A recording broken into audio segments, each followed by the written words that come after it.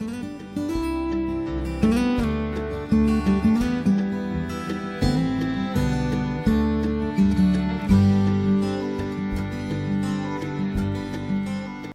hello everyone and welcome to an MIgardener episode. I hope you all are going to enjoy. This is Monday, so we're going to be covering a viewer question, and that question is going to tie into this episode because this episode is about how to maintain a pest-free organic garden. And I know it seems too good to be true. Right now, it's perfect pest time. It's the early summer and the aphids are out, the whiteflies are out, the cabbage moths are out, the flea beetles are out, the Japanese beetles are out, and you're probably thinking, oh my goodness, how am I ever going to keep my garden organic and pest-free all at the same time?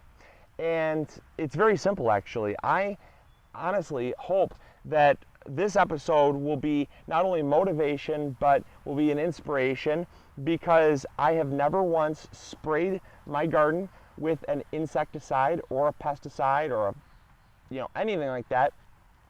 And I've never once had to use insect netting. I've never once really had a big problem with my insects. I occasionally get the punch hole and stuff, and people are constantly messaging me, Luke, your garden looks so pest-free and so perfect. What am I doing wrong that you're doing right? And first off, let me say thank you. That is a big compliment, but it's not all that true. I do get insects, and I do get insect infestations on plants. I have had my fair share of aphids. We all do, because an organic garden and insects tend to just go together. They always have and always will, simply because us organic gardeners, we're not looking for aesthetically perfect plants. That's a nice bonus, which I've managed to get on quite a few of my plants actually, but it's not what we aim for. But I like to have it because it's a good showpiece and it shows people that it is possible to have. So I'm going to break this down into a few things. The first thing we're going to do is look at this lettuce bed here. This lettuce bed, you have your romaines, you have your red sail lettuce, your salad green mix, which is oak leaf, and your butter crunch, and you have your mustard greens and your bib lettuce. All those things, they're so vibrant and so beautiful and healthy, and yet they have no insect damage whatsoever. Now, how do I do that? And the same thing also goes for my beans, my strawberries, my cabbage, my tomatoes. Nothing this year, which I'm thankful for, has had any pests yet. And so how do I keep it pest-free? And I'm going to stress the number one thing that I do, and that is create a healthy ecosystem. I cannot stress that enough, because that is honestly all that I do. And I'm not lying to you whatsoever. That's all that I do. I first start, when I plant, I first start with 3 different composts. One is a composted manure. The other one is a composted leaf mulch. And the other one is composted food scraps and yard waste. So I have grass clippings, food scraps, paper products, those types of things that break down and over time just become compost. I have that. Then I have my leaf compost, which brings in a lot of beneficial fungus, and I also have a lot of humus that's created through the leaf compost, and that will actually absorb nutrients, absorb water, and keep it right next to the root systems for the plants to readily take up when they want it.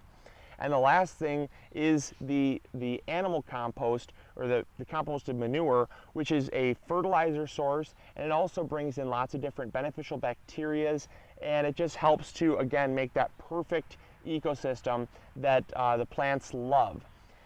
Now, the next thing that I do is I mulch. Mulching helps suppress weeds, and it also helps to maintain an even moisture around the base of the plants. That is so crucial with an organic garden, is having even moisture, because your plants, they're not growing in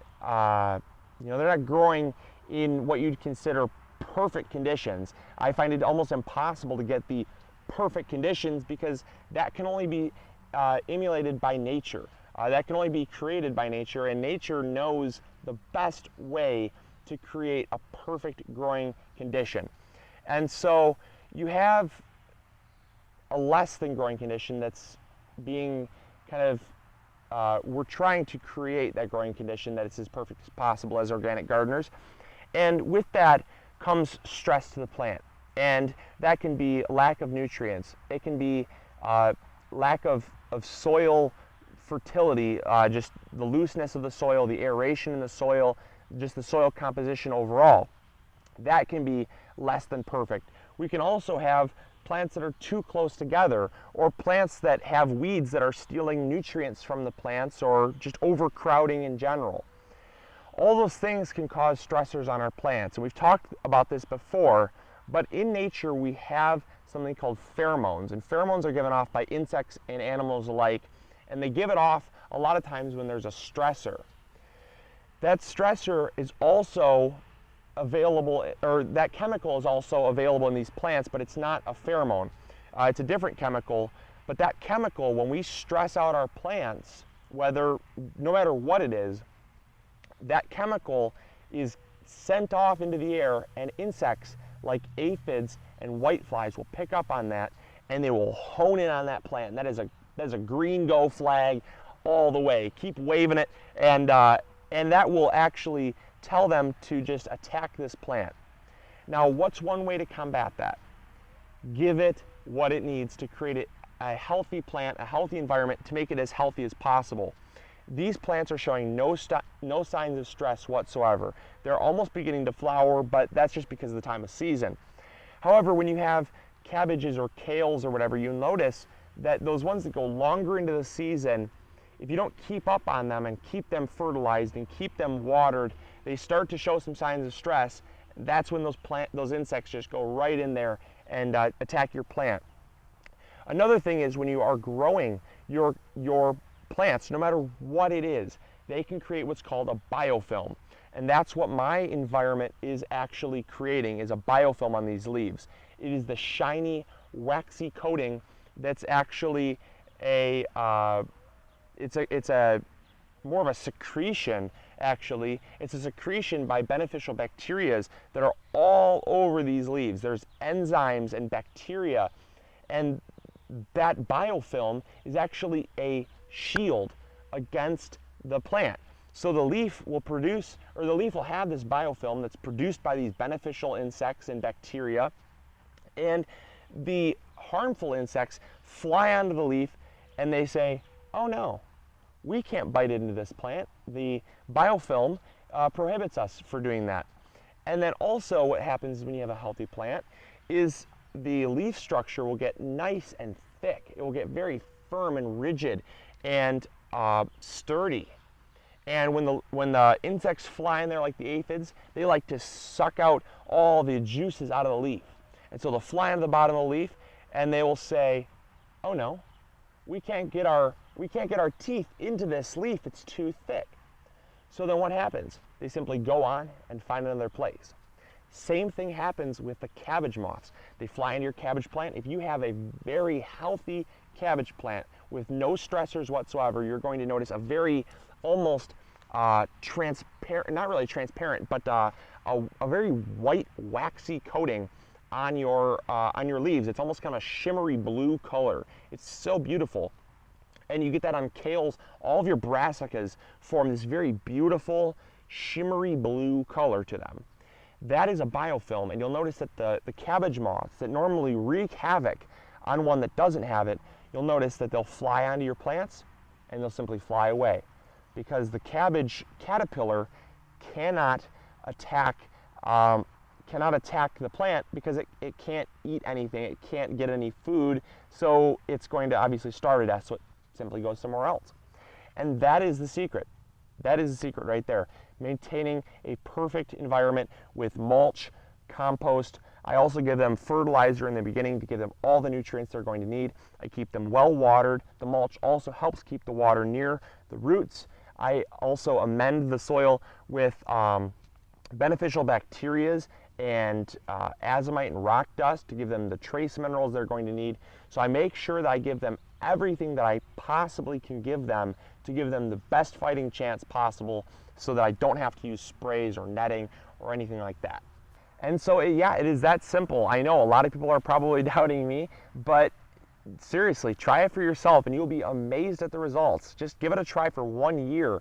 And I'm not saying you're not going to have a few insects, because I still do, but they are going to be probably 98% less than what you have had in years past. And I'm so proud to say that I don't have to use sprays, and you will be too as well. So it's come to that time of the episode where we have the gardener question of the week, and this question of the week comes from Ruth Kelly, and she asks, what is the best way to keep cabbage worms from eating all of my brassica vegetables? I have seen using a mixture of flour and baking soda and putting it over them as a means of keeping them off. I should have gotten netting, but didn't. I am currently just picking them off. And let me tell you, Ruth, you are doing the right thing by just picking them off. That's a great method. However, sometimes there can be more than you can pick off. Like I said in this episode, give them a healthy environment, and if you give them a healthy environment, they're going to be strong and healthy, and they're going to naturally ward off those insects. Now for this year, since it's a little bit too late to create that perfect ideal environment, since your plants have already kind of responded to the environment that they're growing in right now, you can give them something called BT. And BT, a lot of people shy away from, myself included, but it's a great emergency use. It's actually organic, and it's a beneficial, it's a friendly bacteria that will come in, and you can spray it on your plants, and it will actually kill specifically the cabbage worms and the cabbage caterpillars and those things that come onto your brassica family plants. So it's just what you're looking for. So I would suggest picking that up as well. If not, you can always continue picking them off, or like you said, netting is a great option, but that's only before the insects get in there. Otherwise, they're just locked in and then they're happy. So don't put the netting on this year, but next year if you want to, that's also a great option like you said. And lastly, it's come to that time of the episode where we feature the YouTube Gardener of the Week, and I'm so happy to announce this one, and that is Stephen Lagery from the Alberta Urban Garden. I love his channel. It is so informative, and he actually has a very cool series coming up called Soil, it's a soil course. I'm not too sure about it because he just released one video, kind of a teaser, but I'm very excited for it, and I think it's going to be great for all of you guys to go check out. So head on over to his channel and check out his videos, and definitely subscribe so you can stay up to date on his Soil 101 course, I guess is what I'm going to call it. And it covers a lot of the things that I talk about on this channel, so I know you guys are going to love it. And hey, I might even learn something new too. So we can always pick up something new, and that's one thing that I've learned, is you're never too experienced to pick up something new. And that's what I love about this community, is learning all these cool tips and tricks and just different ways to grow your garden in better and healthier conditions and just get better harvests. So yeah, definitely go check out Stephen's channel. I think you all are going to love it. I have been subscribed to him for quite a while now, and his channel has just been getting better and better by the minute, so or by the day, whatever.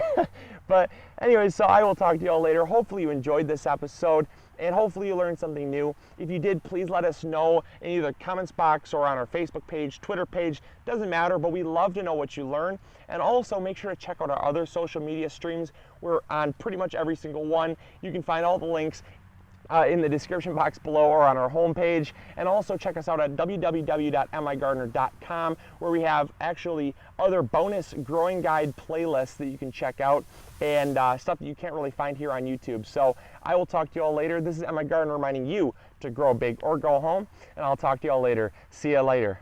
Bye.